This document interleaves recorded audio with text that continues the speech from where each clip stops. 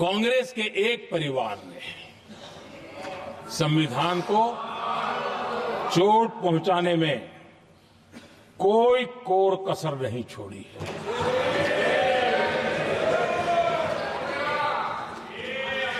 और मैं इसलिए एक परिवार का उल्लेख करता हूं कि 75 साल की हमारी यात्रा में 55 साल एक ही परिवार ने राज किया है।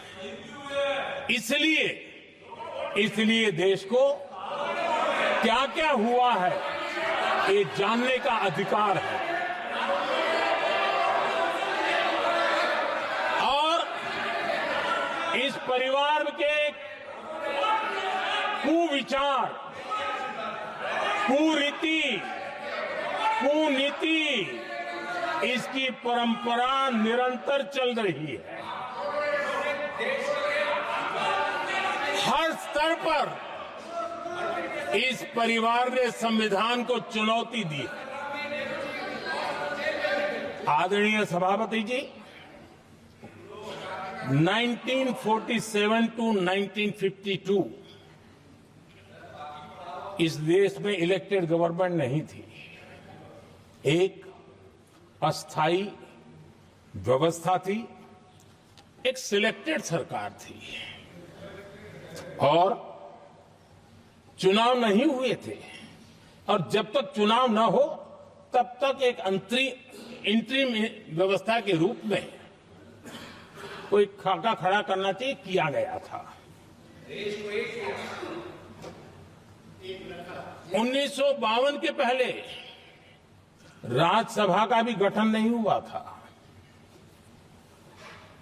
राज्यों में भी कोई चुनाव नहीं थे, जनता का कोई आदेश नहीं था। उसके बावजूद भी, और अभी तो संविधान निर्माताओं ने इतना मंथन करके संविधान बनाया था। 1951 में जबकि चुनी हुई सरकार नहीं थी, उन्होंने ऑर्डिनेंस करके संविधान को बदला और किया क्या? अभिव्यक्ति की आजादी पर हमला कर दिया गया।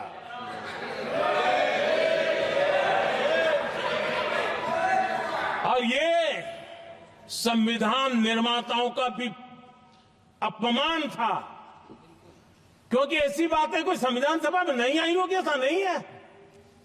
लेकिन वहां उनकी चली नहीं,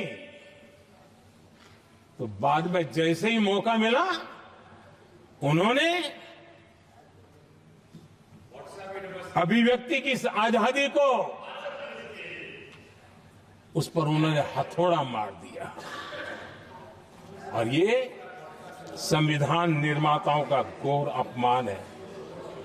अपने मन की चीजें जो संविधान सभा के अंदर नहीं करवा पाए, उन्होंने पिछले दरवाजे से किया, और वो भी चुनी हुई सरकार के वो प्रधानमंत्री नहीं थे, उन्होंने पाप किया था। इतना ही नहीं, आदरणीय सभापति जी, उसी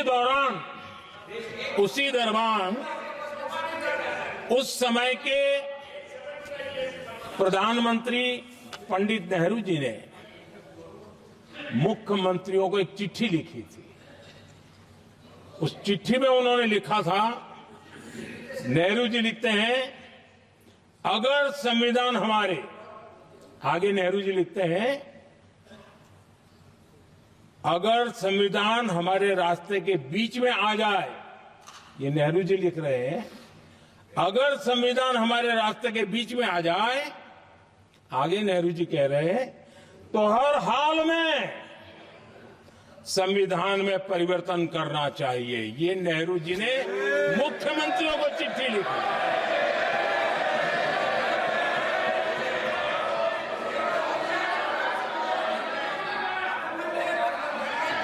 और आदरणीय सभापति जी, ये भी देखिए, 1951 में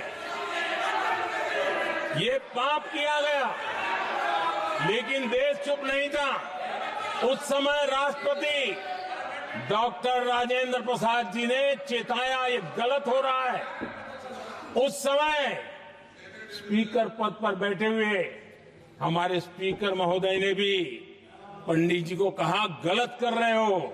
इतना ही नहीं, आचार्य कृपलानी जी, जयप्रकाश नारायण जैसे महान कांग्रेसी लोगों ने भी पंडित नेहरू ने कहा कि ये रोको, लेकिन पंडित जी का अपना संविधान चलता था और इसलिए उन्होंने इतने वरिष्ठ महानुभावों की सलाह मानी नहीं और उसे भी उन्होंने दरकिनार कर दिया।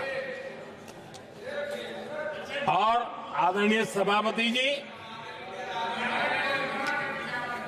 ये संविधान संशोधन करने का ऐसा खून कांग्रेस के मुंह लग गया कि समय समय पर वो संविधान का शिकार करती रही।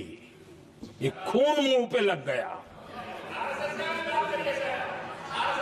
इतना ही नहीं, संविधान के स्पिरिट को लहू लहान करती रही।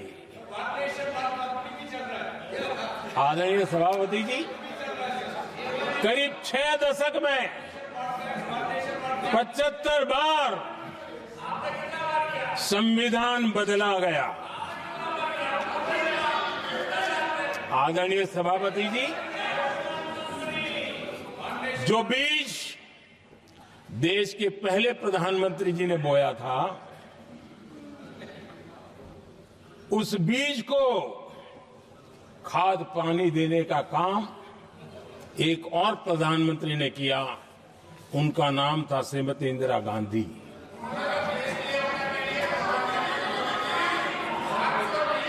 जो पाप पहले प्रधानमंत्री करके गए और जो खून लग गया था 1971 में, सुप्रीम कोर्ट का एक फैसला आया था। उस सुप्रीम कोर्ट के फैसले को संविधान बदल करके पलट दिया गया और 71 में ये संविधान संशोधन किया गया था। और क्या था, उन्होंने